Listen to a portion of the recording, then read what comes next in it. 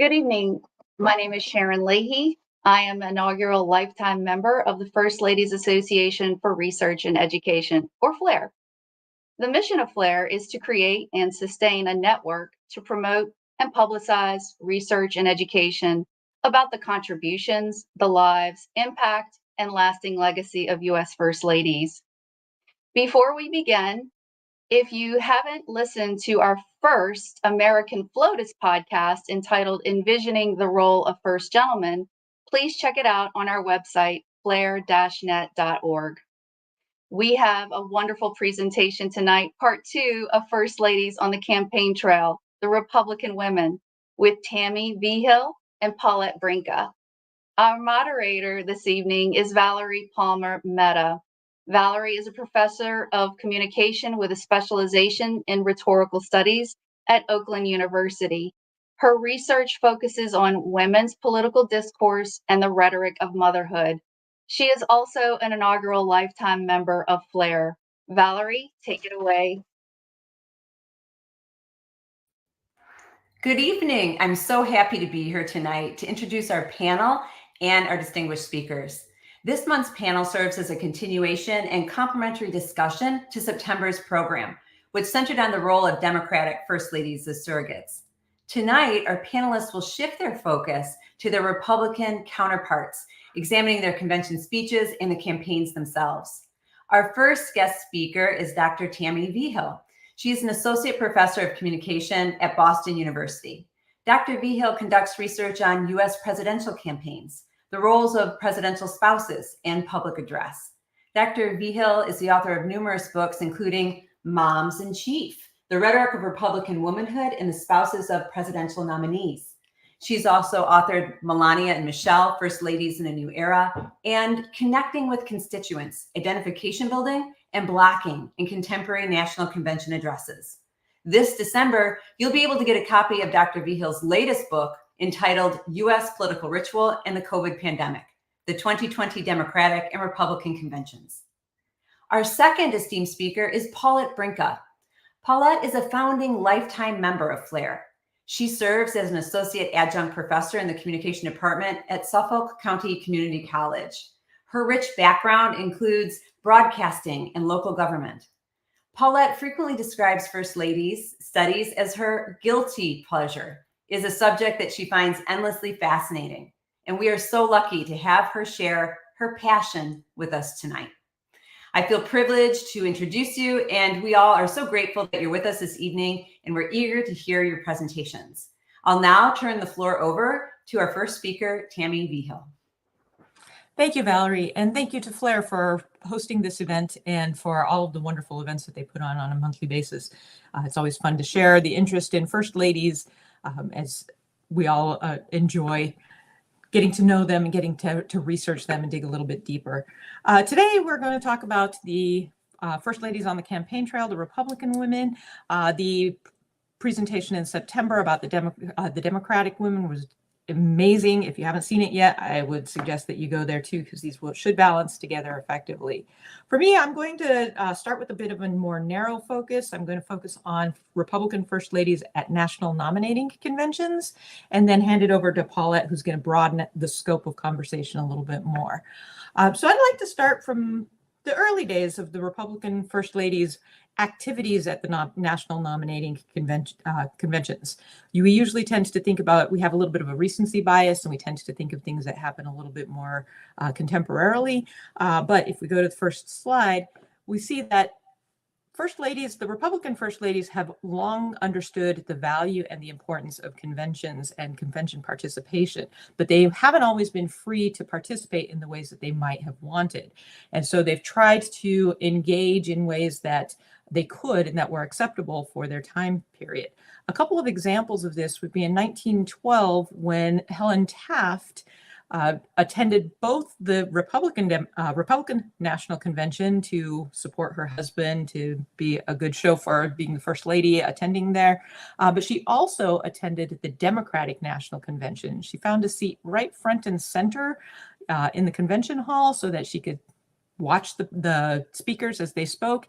And her intent was to try to get people to sort of temper what they were going to say in terms of criticism of her husband, the sitting president. And so by all accounts, it seemed to work. Most of the speakers who spoke about it later said that they did feel like they needed to not quite be as critical as they otherwise would have, because it didn't seem proper with his wife sitting in the audience. So she was very strategic and had a big impact.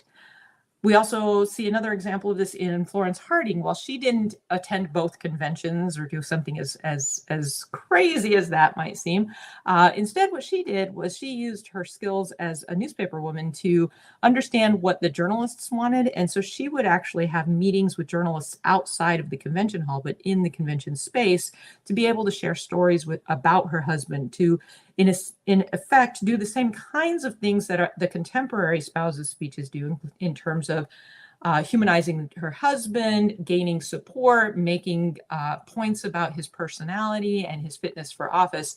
And so she was getting her message out, not in a formal speech, but in informal conversations. And so there's been this long history of Republican first ladies engaging strategically in convention activities. Next slide, please. A little bit more contemporarily, we see platform appearances from people like Pat Nixon. In 1972, Pat Nixon actually appeared. She was, first they did a big tribute video to her. It was narrated by Jimmy Stewart, and then she was introduced by Jimmy Stewart.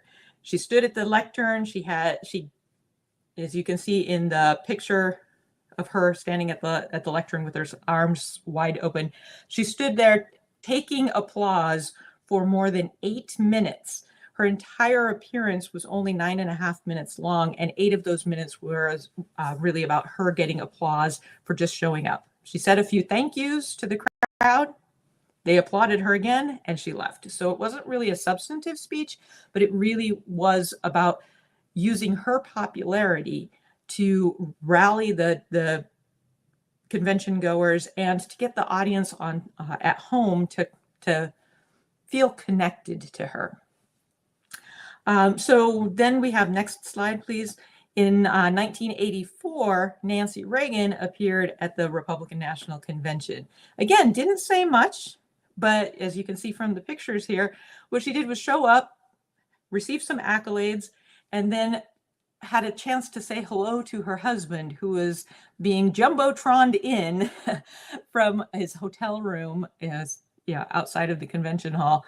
And so it was really just a big show about the technology that was available, her popularity at the time, trying to highlight her popularity, and then giving an opportunity for the president and nominee to show himself informally in the convention hall space before actually accepting the nomination. Although contemporarily, we're kind of used to seeing the candidates a lot more throughout the convention. It used to be one of those things where they were kind of hidden away until the end of the convention when they were doing the convention addresses. So this was a way to get Ronald Reagan to show up too. So again, very strategic use, but wasn't really a substantive conversation. What we do see, though, next slide, please, is in 1992, Barbara Bush ushers in a new era. She actually gave a fully developed, fully planned oration at the conventions. This was the first time since 1940 when Eleanor Roosevelt gave a speech in support of her husband's third effort to win over a nomination, win the nomination but for the Democrats. Barbara Bush was the first lady to actually speak at a convention since then. Unlike Eleanor Roosevelt, who spoke philosophically, never mentioned her husband by name, Barbara Bush actually set the tone for the contemporary the contemporary spouses speech, the spouses of any nominee. She set the tone as being personal, conversational in tone. She set the expectation that a spouse would speak to humanize their husband, that they would ground their credibility in traditional feminine roles, and that it would be a very narrative-laden kind of speech.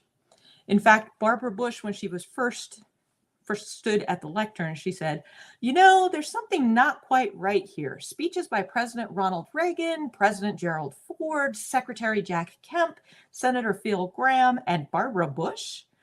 She used some self-deprecating humor to try to highlight the fact that she didn't seem to fit the mold of the other politicians that were there. She tried to make herself seem a lot more ordinary and a lot more connected to everyday citizens. She deliberately leaves off her own title and her broad experience. She had already been First Lady for 4 years at this time. She'd also been the Second Lady of the United States for 8 years before that. So people knew her and knew her well, but she downplayed her credentials in order to upsell her husband's humanity. How did she do that? By sharing stories that highlighted George as a father, that highlighted her as a supportive spouse, and a very conventional one at that. She didn't try to actually make the speech a political speech. In fact, she actually argued during her speech, I'm not here to give a speech, but to have a conversation. So she reframed the event. Her oration was downplayed to become more personal. And so she shared stories about her being a good wife. In fact, she told the story that once when one of the boys hit a baseball through the Vanderhoff second-story window, I called George to see what dire punishment should be handed out. And all he said was, the Vanderhoff second-story window, what a hit. She's in this particular story, she's showing George as a father, George as a compassionate father, as a proud father, but also she's showing herself as a good spouse that didn't overstep her own boundaries and instead called her husband to see what kind of punishment to dole out. She didn't have the authority to do it herself in this particular story. And so she was showing a lot about George Bush and giving him, George H.W. Bush, him a lot of credit while kind of downselling her own authority again. So Barbara Bush really did set the tone in many ways for these speeches that would come, the speeches that would follow. Most of the convention speeches by all spouses of nominees tend to be conversational in tone, humanize their husband, have credibility that's grounded in traditional femininity, and is very narrative laden. For example, next slide, please. Laura Bush. Laura Bush in 2000 and 2004 spoke at the conventions. In 2000, she was the spouse of the nominee, not actually a First Lady quite yet, yet she still followed a lot of the same kinds of cues that her mother-in-law had set in terms of the standard. Laura Bush added some components of self-introduction to the speech as a genre that other First Ladies would then follow. And she tended to frame her professional experiences in a very conventionally feminine manner. So these two elements are things that Barbara Bush didn't do, but Laura Bush sort of added to the genre of the spousal speech. Laura Bush was kind of interesting in what happened with her speech. In 2000, the RNC did not actually identify a particular keynote speaker, and instead different sources from the Republican Party identified either Laura Bush or Colin Powell as the keynote speaker. So as the informal keynote speaker, she actually broke ground in a unique way because none of the spouses before or since have been identified as a keynote speaker. With Laura Bush, the interesting thing about her framing of her professional experience is that she used a lot of talk about herself as a teacher, as an educator, in spite of the fact that she really had only had about 9 years of experience in that area as a combined teaching and as a librarian. And she'd had a couple of decades between that and the speech. But what they did was they tried to frame her in that educator role by setting her up with a group of students as the props around her to make her look like she was actually participating in teaching in a classroom setting. She said, I have never had this many people watch me give a speech before, but I feel very at home here in the classroom setting. Education is the living room of my life. So even within the discussion of her professional experience as an educator, it's still the living room of her life. It's still the comfort spaces for her, and it's still homebound. Laura Bush maintained a lot of the same other components that her mother-in-law did. She shared stories about her husband to humanize him. She talked about their 23 years of marriage. She also talked about all of the experiences they'd had, especially over the last 6 years. She proclaimed that he was elected governor. They moved to Austin with their then 13-year-old twin daughters. And since then, we've been through dating, driver's licenses, prom night, and just a few weeks ago, high school graduation. So again, trying to build a connection with the audience, trying to get people to see her and, by extension, her husband as ordinary individuals with ordinary experiences that could be related to and who can relate to the citizens and the voters in terms of leadership decision-making. Laura Bush also spoke in 2004, then as the First Lady, the sitting First Lady. In that particular speech, she focused primarily on issues related to national security and international affairs, but always with a focus on a conservatively feminine perspective. She talked about it in terms of home life impact of from the soldiers who were gone to the people who stayed home to take care of children. And so she really did still maintain a lot of that traditional aspect of the speech, but she didn't need to do nearly so much of the introductory stuff, the self-introductory stuff. Now, let's move on to next slide, the most contemporary of the Republican women who have spoken as spouses at the conventions, and that would be Melania Trump. Melania Trump has given the spouses speech for the I shouldn't say given the spouses speech. She's been the spouse of the Republican nominee 3 times now, 3 times in a row. In 2016, she did give a speech. It was one of the shortest speeches on record, actually, until Doug Emhoff's speech at the DNC this year. Hers had been the shortest of all contemporary spouses addresses. She did also break with tradition by offering minimal efforts to humanize her husband. She didn't share stories about family life. She didn't share stories about him with his kids. And in fact, she actually relied on other people to tout her husband's skill as a father.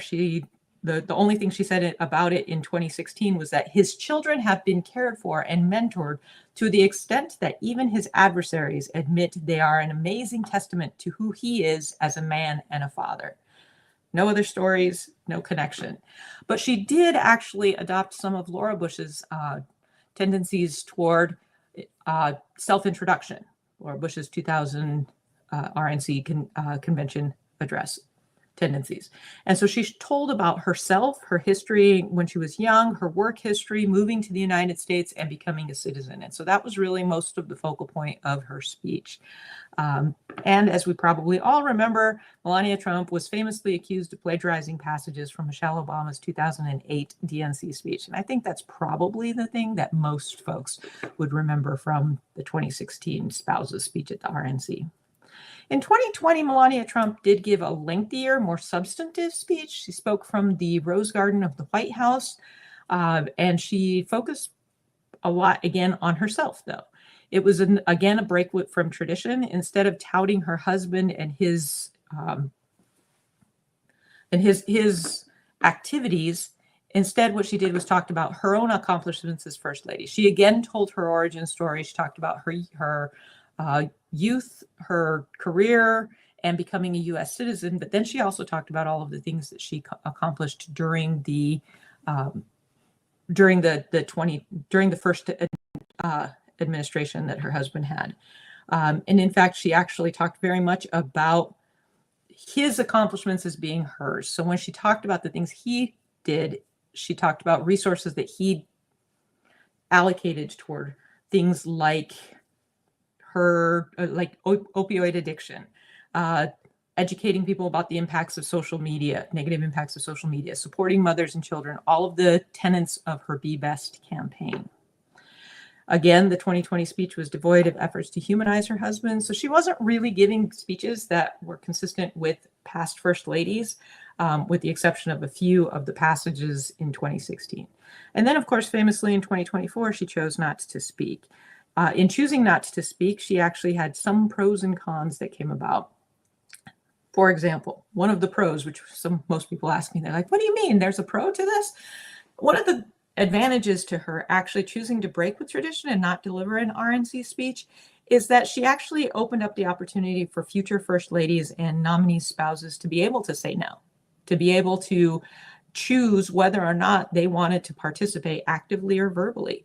Before this, between Barbara Bush's 1992 speech and Melania Trump's 2024 non-speech, the only person who hadn't given a full address was Tipper Gore, and she delivered a pre-recorded presentation that was the length of an address. It just included a lot of videos and pictures of family life of the Gores.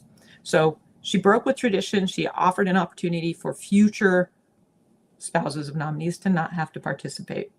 However, there are some cons to her decision as well. She decreased the number of female voices, and especially attention-getting female voices at the RNC. And she reignited a lot of criticism. She'd always been accused of not being interested in being the first lady, and those kinds of questions have arisen again. And then she was also accused of not supporting her husband's candidacy, sort of not being the good wife.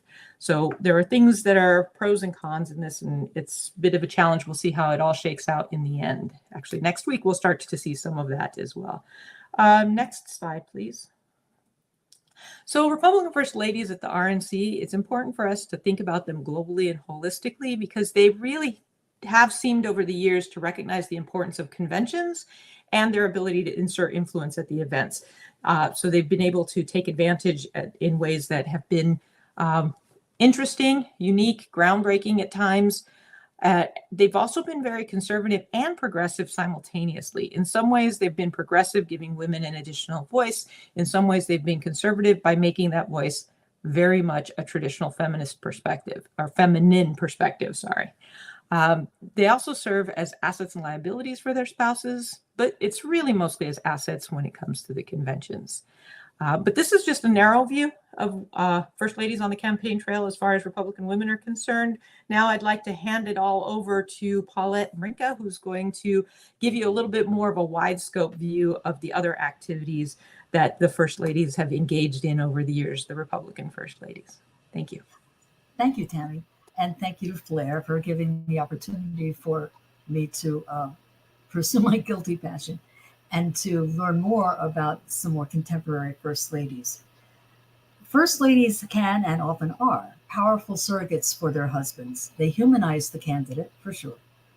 They keep the candidate focused, and in one particular case, calm, as the campaign goes on. And often they become more popular than the candidate himself. And that's a so far, because right? Who knows what happens on Tuesday.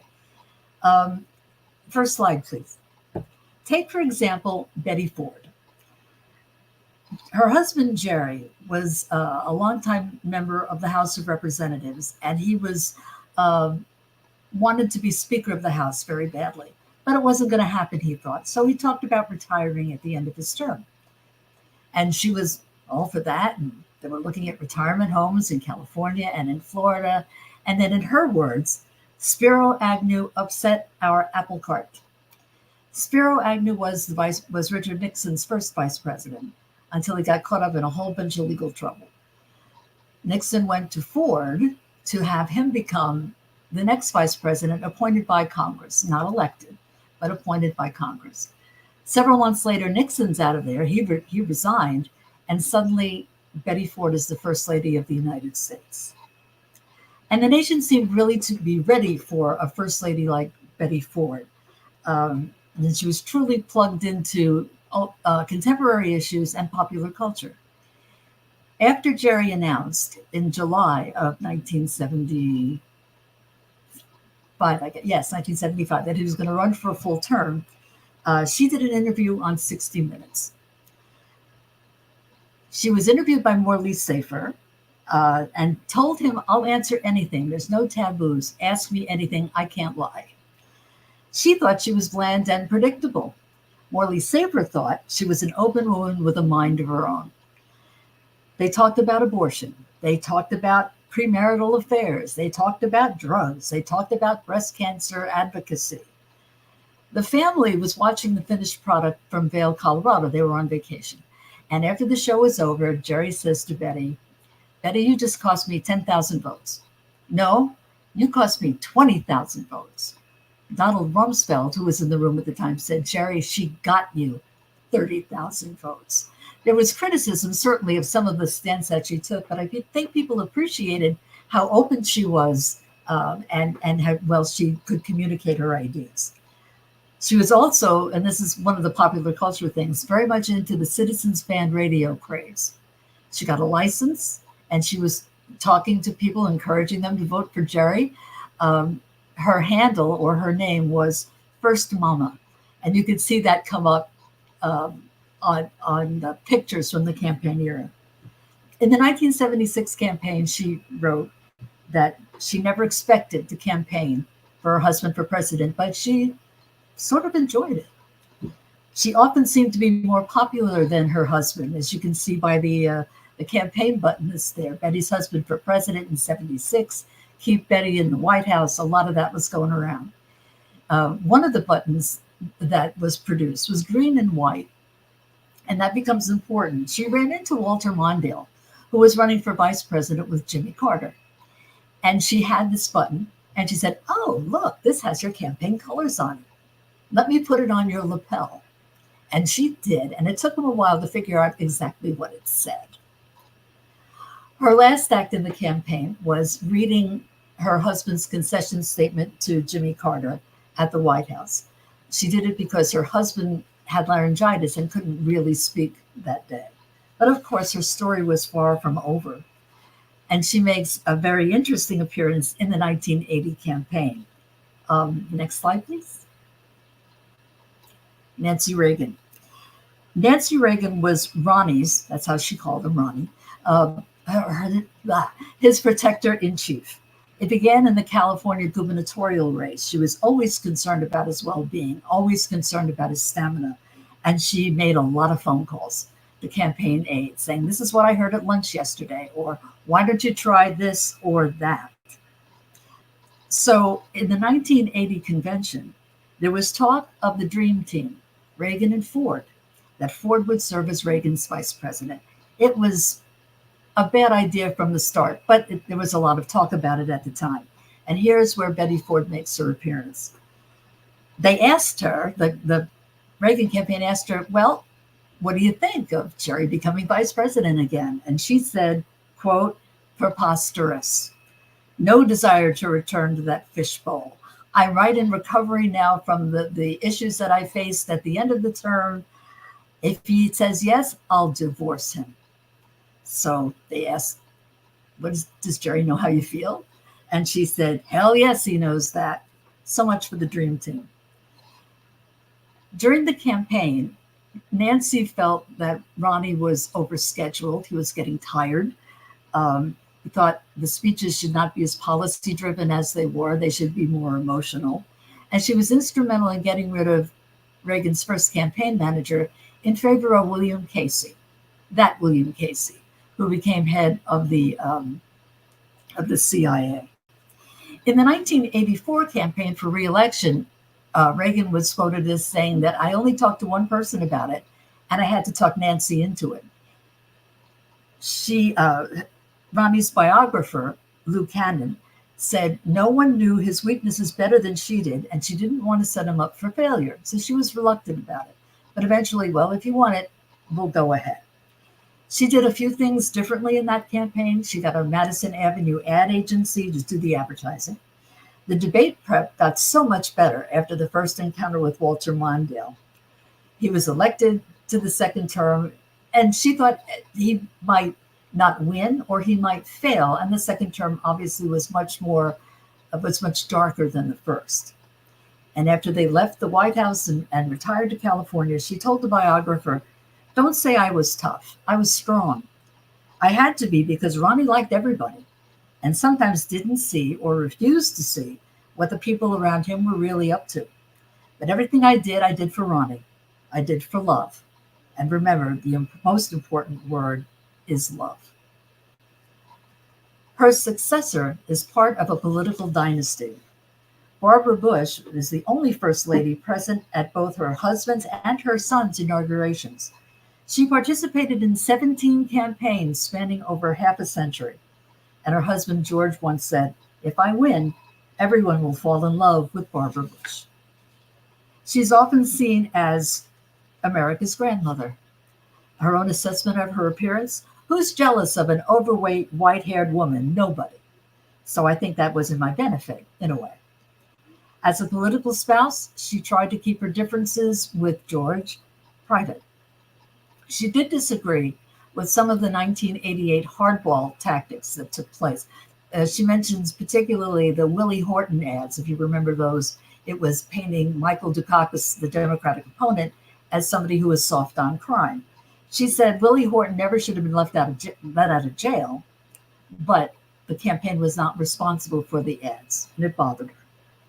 She encouraged a softer, gentler approach for speeches, and she had sharp political instincts. There's a famous quote from her, which seems to be a prediction of the future, perhaps, when she was speaking at the commencement. Who knows? Maybe someone out there in the audience may even be someone who will one day follow my footprints and preside over the White House as the president's spouse. And I wish him well. In public, she was mostly gracious and friendly. In private, she got angry at insults hurled against her husband. And he said, "She'll go to bat for me, sometimes more than I'm inclined myself. She'll take him head to head, dog eat dog, and that's fine. I'm glad to have her defending me. I'd rather have her on my side than not." 1980 was successful. 1992 was not. She writes that George thought the reason he lost was because he didn't communicate well. She had her own theory. One was people were ready for a change. After 12 years of Republicans, they were looking for something different. People had the impression that he didn't care about domestic issues, just about foreign policy. And she blamed the press, don't they all, for wanting someone from their generation, a baby boomer, a fresh face. Of course, this was not the end of Barbara Bush as a political influencer. Her son, George W., was running for president in 2000 alongside his wife, Laura. Laura was reluctant to be a traditional political spouse. In fact, the first time she went out on George's behalf, she told the crowd, "My husband told me I'd never have to give a political speech. So much for political promises." Most Americans probably viewed her as a throwback, a traditional wife. And she acknowledged some of that. She said the jobs she held were traditionally women's jobs, a teacher, a librarian. But she points out that there were some non-traditional aspects to her life as well. She married late, in her 30s, and she taught at minority district schools. So those things, she said, made her a mix of both, traditional and contemporary. One of her great gifts in the campaign was the way she focused and centered her husband. By all accounts, her calming influence on him kept him from getting excitable on the road. It is said that the tone of the campaign plane changed dramatically when she got on board. A friend of George W. Bush is quoted as saying, "She had a lot to do with who he is today. They are hugely complementary." We all remember the campaign of 2000 that went on forever. After the contested 2000 election, Laura writes, "There was nothing to do but wait." And I've included her description of what it felt like because I think it is particularly poetic. She used a baseball analogy to explain her feeling, like a batter in the ninth inning of the seventh game of the World Series. We had to learn to tune out all the extraneous noise. We did not hear the cheers or the taunts. There was only us and the whoosh of the ball and the crack of the wood. The final decision came from the Supreme Court on December 12th of that year, and Bushy, that's what she called him, was declared the winner.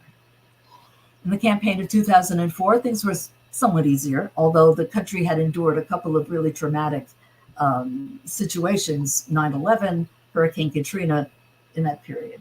So in her way, she was quiet but effective. She barnstormed a number of states on his behalf and was more comfortable doing it. She raised her profile higher than it had been in the year 2000. She turned out to be a great draw for Republican candidates, and she raised $10 million for the campaign that year. The calm and steadiness that Laura displayed during the campaigns often led her to be identified as a comforter in chief. So now we go to Melania Trump, the most recent Republican First Lady. And she was very different, a very different kind of First Lady, one who came into prominence with very different ideas of how she would portray her role as First Lady. When she and Donald first met, author Katie Rogers said Melania long believed he would be president someday. I would be very traditional, she told the New York Times in 1999. Like Betty Ford or Jackie Kennedy, I would support him. Now, the couple broke up shortly after that interview. I'm not sure if one had anything to do with the other. It's possible. They did get back together, obviously.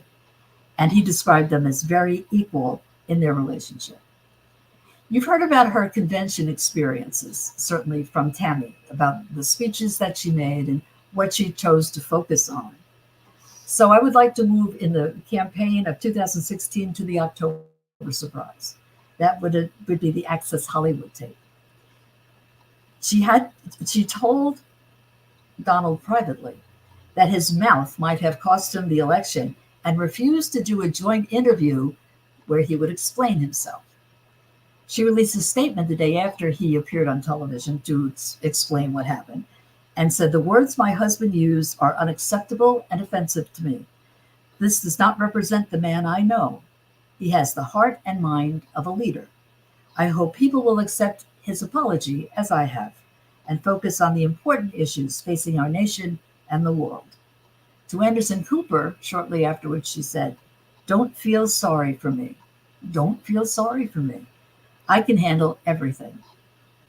She called his comments to Billy Bush boy talk, and her husband was provoked by the host of Access Hollywood to say, quote, "dirty and bad stuff."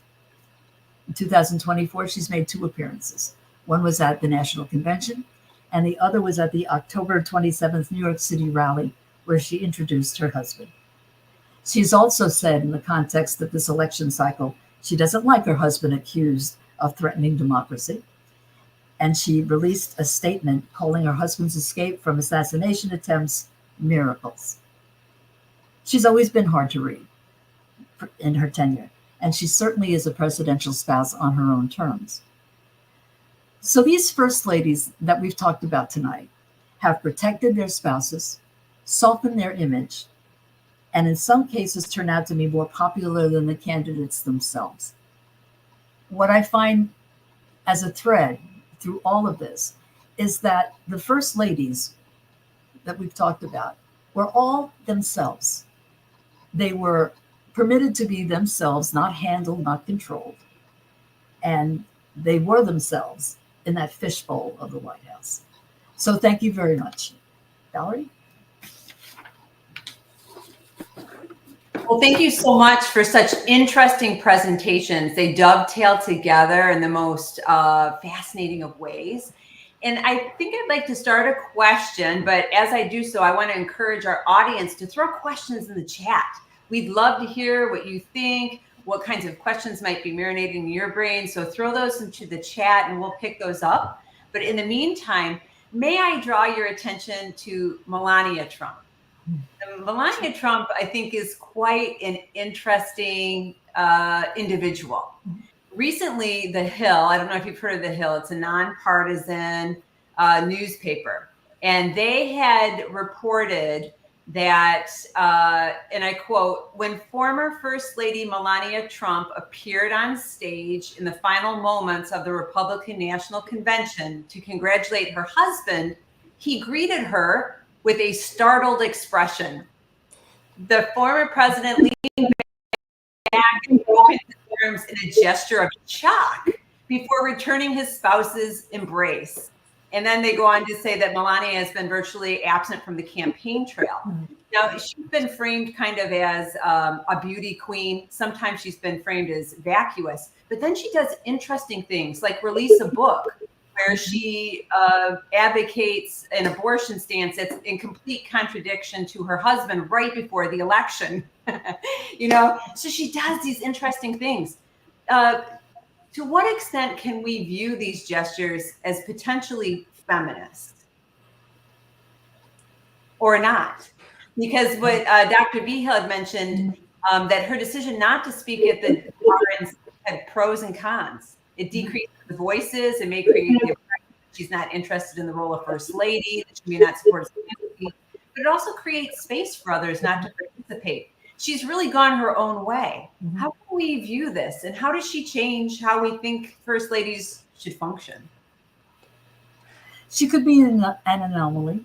She could be just so different that she stands out.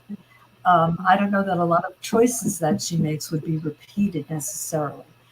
Because if you look at her immediate successor, Jill Biden, she's very much in the mold of former first ladies who are defenders and protectors and very visible.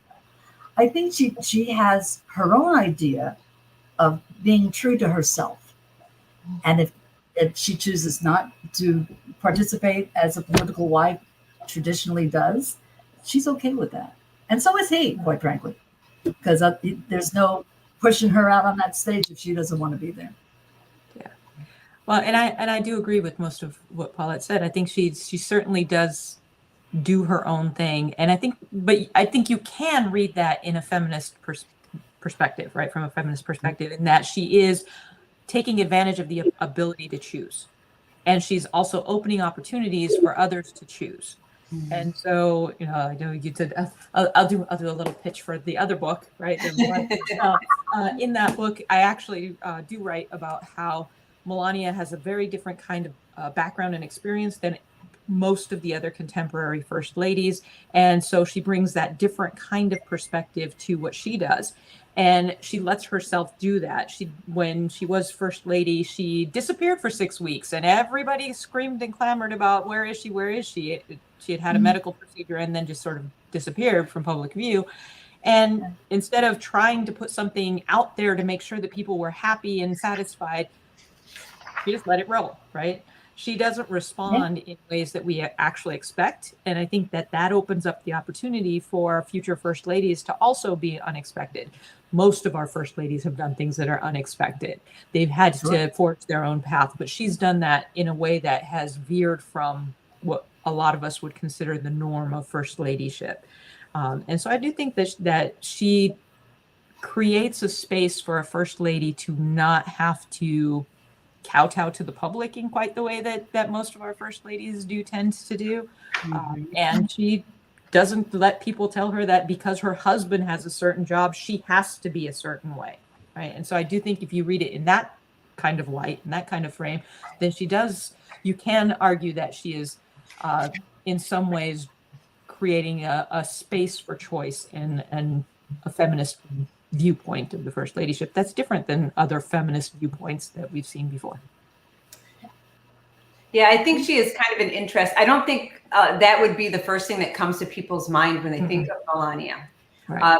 But I think she makes interesting choices that other people have not. And she exceeds this space in ways that others haven't even tried to do. Many of the women are compelled to use, the maternal metaphors and rhetoric of intimacy that comes from the private sphere in order to justify their power. Like you mentioned, Paulette, with Nancy Reagan using protectionist rhetoric over Ronald Reagan, and I was wondering, in terms of this protectionist rhetoric, who do you think used it in interesting ways across the first ladies that you have explored? Well, certainly Nancy Reagan. Ronnie called her mommy at times, which is an interesting dynamic. But she was very protective of him. A couple of times she would prompt him, like, this is the word you're looking for, kind of thing. And one of the Carter staff people said, gee, Rosalind would never have done that. True that. In terms of others, can't imagine. I'm trying to think of other persons. I think Barbara Bush was something of a mama bear when it came to criticism of her husband and her son, and Jeb too, that she was forceful in that regard. So I think there was a certain amount of protection there as well. And maybe you could probably, sorry. I was just going to say, I think you could probably also include Laura Bush in probably a little bit less overt of a fashion. But in what Paulette was saying in terms of keeping keeping George W. Bush calm and centered, that was a way of protecting him in both in his private space and in the public space as well. So I think you can even make that argument and kind of extend it out a little bit more. Yeah. It's interesting also that you mentioned, Paulette, about how Betty Ford was sort of at the forefront of radio, right? And had her own handle of the first mama. First mama. And and that her husband was so worried that her words on that show with Morley Safer and her intimate talk was going to be problematic for him. But there were alternative perspectives on that. And now we live in a world where we feel like we have to have a personalized approach to our public figures. I think so. I don't know of any, well, maybe on the abortion issue, she differed with her husband about that. But she was very outspoken about it. And what I kind of like about looking at their relationship with each other is they gave each other space to be themselves. She could go in there and his only comment is, well, you just cost me a whole lot of votes, not how dare you. It was sort of, oh boy. And he also brought into the White House at one point one of the buttons that said vote for Betty's husband. She wasn't going to show it to him because she thought, well, that's insulting. And he just gave it to her with a laugh. So I think they're all outspoken in their way. Betty certainly did blaze that trail in many ways. And I think just to kind of piggyback on that with Paulette, the quote that you read too about Melania Trump identifying herself as a potential new Betty Ford was a little bit more prescient. It's just not in the way that most people would think, right? She's not out there rallying for equal rights amendment, but she certainly is not necessarily always aligning with her husband, and she's not afraid to not align with him. I find these interesting comments, like you had mentioned, Tammy, that Laura Bush said, education is the living room of my life. And it's interesting to me how these women with professional lives have to cast them in domestic terms, right? Do you see a way in the future for first ladies kind of moving beyond that? I think it's brilliant what they do. The rhetorical deployment of, the living room of my life, but do you see a future where maybe it's not as necessary? Well, I do think that, if we end up having a female president and a male first gentleman, then I think that would push that conversation a little more forward. But right now, otherwise, I don't know how we move that conversation forward more effectively. And I think this kind of stems back to 1992, the overall campaign, when you had Barbara Bush and Hillary Clinton sort of compare and contrast the whole way through. You had the more contemporary woman, the working woman with a career, and you had the more conventional stay-at-home mom person, both of them supporting their husbands, but showing a different kind of side of things. And in that race, even though Clinton won the presidency, Barbara Bush won the hearts and minds of the public. And so I think that because then we see Hillary Clinton having to be apologetic for having a career. And then that spills over into the 1996 campaign, where you have Elizabeth Dole and Hillary Clinton, both very accomplished professionals, and yet they're both fighting to see who could be the most mom-like, right? Mm-hmm. Who can really tout their traditional, conventional femininity. And so that kind of set the path moving forward. Then you get someone like Michelle Obama, and I know we're the Republican women in this particular conversation, but we can't kind of help but go there. Yeah. Michelle Obama, who is mom in chief, even though she was arguably one of the most educated first ladies and had one of the strongest career paths, and still playing that down. And so we're seeing that still happen. Jill Biden is a good step in the other direction, though, where she's actually still maintained her job outside of, she's still teaching, she's still, and she actually has had that lifelong career. And so that might open up some opportunities, but I think the first male will kind of have to break the fever on that one, I think, at some point. Because even Melania Trump, who talks about her own career, doesn't really talk a lot about it as it's a means to an end. It's about becoming an American citizen, right? Which is about her patriotism and all of that kind of stuff. But it isn't necessarily about her as a career woman, right? She doesn't cast herself in that frame. It just happens to be part of her story. So yeah, it's a challenging rhetorical shift that we need to go through, but women won't be fully represented in any space until we can get that kind of breadth of representation in the spaces that are so visible, i.e. the spouses of nominees and of presidents. Yeah, and presidents themselves. Yeah, and expanding how we think of them outside of that maternal trope. Yep. What I loved about both of your presentations is that you helped us look at first ladies across time, side by side. And it was so much fun to listen to you like go through one after the other after the other. And with that juxtaposition, could you tell us just your personal affinity or thoughts on which of the first ladies do you think most strategically navigated the challenges that she faced during her time? Which one kind of stands out to you as, wow, that was really a thoughtful and clever handling of her situation and her context? You can have a favorite, right? I mean, if you study, you can have a favorite. Sure. We love them all, but there's got to be one that maybe, like, I have to say, I absolutely adore the idea, of the first mama on her citizen radio.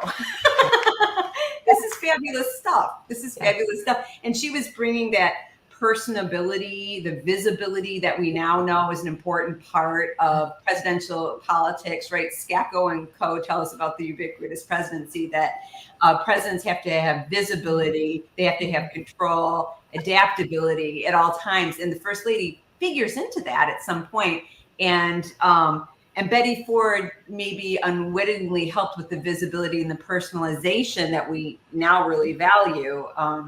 She's kind of ahead of her time. But anywho, according to you, what are your favorites, or who do you think did the best job with their particular context? Well, I'll jump in. So here's the thing. I will say this. I think I'll have to go with Betty Ford overall. She didn't do convention stuff, and that's usually my sort of bailiwick. But I will go with Betty Ford because she did stay so true to herself, and she and Gerald Ford seems to have relationships, as Paulette pointed out, that were really about cohesiveness. And I'm just assuming, since this is the Republican Women panel, that we're sticking to the Republicans on this one. But I will say that even though sometimes I sound like I'm a Melania Trump apologist, I'm not a particularly big fan of hers, but I do think that, fandom aside, liking aside, and I think this is a valid question to ask, that we need to also be careful, though, when we indulge our fan side of things, like who do we really like? Because one of the things that I have found is that not very many people are willing to write about Melania Trump because they don't like her or don't like her husband. So we have to be a little bit tempered in that. But with that said, Betty Ford, of the Republican women, she's the one that fascinates me the most. And she's very intriguing. And I think she did rhetorically cover a lot of interesting ground. I mean, she's a Republican woman who's cheering on the Equal Rights Amendment. She's talking about things so bluntly and openly, and she really helped forward a lot of important conversations about breast cancer, about addiction. And so I think she's a very fascinating person who did do some really skillful. She was skillful in her rhetorical style. I think for me, I would love to have coffee with Betty Ford if that was at all possible. A fascinating conversation. But the one that I think is very underrated and I want to know more about is Laura Bush. She is seen as almost a sipper, right? But she's almost like, well, she was there and she was nice and she smiled a lot, blah, blah, blah. But she also did some things that were firsts for her, right? She did the president's radio address about Afghan women, and she was very committed to that freedom for Afghan women whole issue, even post-presidency. Her reaction to 9/11, and this is the mommy rhetoric again, right? She said, how do you explain 9/11 to your children? How do you explain that something like that can happen? And then, of course, it was Hurricane Katrina, which was a mess in many, many ways. And I think she always rose to the occasion. And I'd like to know more about that. I'd like to know more about, what happens behind the scenes. What do you talk to Bushy about? That she doesn't. But I think she's underrated. And so I'm kind of sympathetic to her. Yeah. And I agree. She was one of the most experienced campaigners of all nominees' spouses, and so she had a lot of skill herself. So kudos. She Good did. answer. But she was so low-key about it. Not big crowds. I mean, she could talk to a big crowd, but she also was very effective one-on-one with people, with constituents, with all that stuff. So Sure. Mm-hmm. Yeah, so it just opens up some interesting questions, right? And the maternal rhetorics themselves are both enabling and constraining. And you bring up important points, Tammy, about we need to look at all the first ladies. It's not about who we like or who we don't ultimately. It's about what can we learn from them? What do they open up? What do they close down? What do they say about our culture, our history, our traditions? How are they helping us move forward? How might they move us backwards? They are the site of infinite curiosity. And I have been so delighted to explore them with these two great minds tonight. We've been absolutely delighted by hearing from you. You've done such a great job. Thank you so much for your presentations this evening. And thanks to everyone for joining us, and keep asking great questions about First Ladies. They're so important to how we view our country, our culture, and ourselves. And we invite you to come back frequently and check us out here at Flair. Have a great night. Yeah.